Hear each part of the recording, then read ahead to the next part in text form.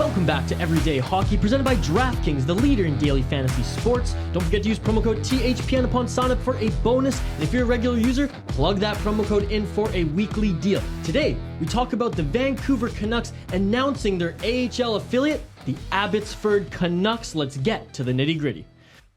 All right, Dylan, today was the day in textbook Canucks fashion. The press conference was 14 minutes late. They had some stream issues, but it was announced the Abbotsford Canucks. Initial thoughts? I mean, not very creative. I mean, I get it from a branding perspective. I'm not disappointed. I mean, they could have butchered the name at the end of the day. So let's look at the silver lining here. It could have been a lot worse. Yeah, there were a lot of fan suggested names out there that made me cringe a little bit. I won't go. Oh, some of them were so bad. I won't go over all of them here. I believe the two final names in the running were either the Canucks or the Millionaires.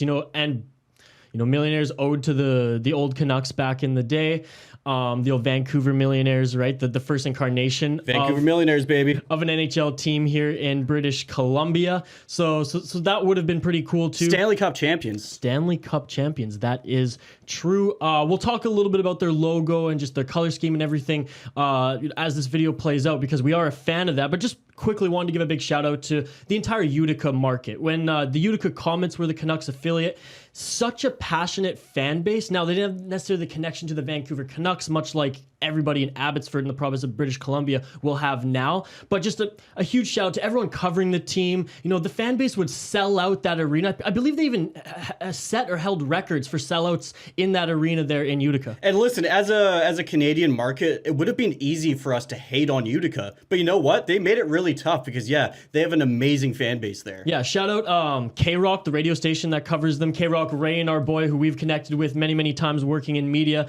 And they're still going to get a hockey team, right? They are now the New Jersey Devils affiliate, the Utica Comets of the New Jersey Devils. And look, there were problems with that, right? Utica was way too far. It was on the east side of North America. 4,700 kilometers away from Vancouver. And that's just a hell of a trip. And that's just not going to work, especially when Americans do the math. When the NHL, faced a global pandemic, it just made things so much harder for the Vancouver Canucks. It actually hampered some of these young guys' development, or maybe could hamper some of these guys' development because they were just stuck on taxi squads, were practicing with the team but weren't getting any game time. And for those who did play AHL games towards the end of the season, it was a watered down AHL just season overall. And listen, it's always been a problem with the Vancouver Canucks and, being affiliated with Utica because they are so far. I mean, having eyes on your players every day versus every month makes a huge difference. Yeah, like even when the Vancouver Canucks affiliate was in Manitoba with the Moose, again, still quite far from the city of Vancouver, but at least in the same country and at least in a hockey hotbed where there was going to be scouts going in and out of that market anyways. So one establishment I want to bring up that's going to benefit from this the most, I think, the Roxy. I think we got to bring up the Roxy in Vancouver. They're now going to have twice as many Canucks visiting the Roxy. Yeah, they're it's gonna be a hell of a party. Their exclusive and guest list is gonna double. I thought Victoria, BC on Vancouver Island would have been a pretty cool option as well. The Save On Food Center actually housed an ECHL team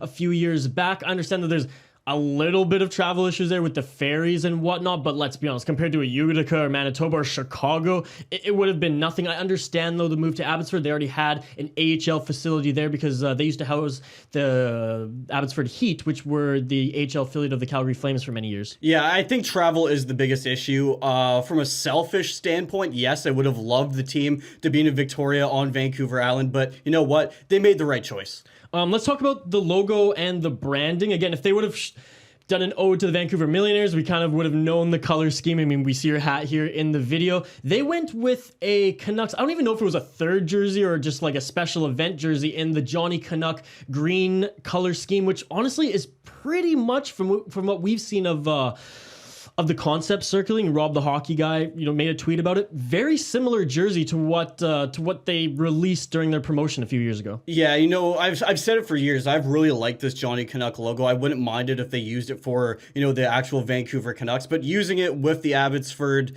Canucks is really smart. I like the branding. Yeah, and the Utica Comets did employ a green and white and blue color scheme for their alternate or whatever. They had some special event jerseys as well, which were amazing. And now with the Johnny Canuck crest and the jerseys being so clean. Like, there's not a lot of stripes. I think there's a stick and rink shoulder patch, but other than that, it's a beautiful jersey. They don't even have the like Abbotsford text on the jersey, which I love. One thing I do want to bring up, it could have been a great opportunity for the organization to build another brand outside of the Canucks. That's true. I mean, I do get the fact that, you know, the Canucks, it's an established brand. You build off of that. But I think in a market like Vancouver, a hockey market like that, you could have branded, you know, another team name and almost made it a separate entity as far as a fan base goes for that organization. But at the end of the day, I don't blame them whatsoever for going with the Canucks. No, it's a good point. And maybe some of the reasoning for just going with the Canucks name and not creating a whole other brand and trying to create more hockey fans just for that brand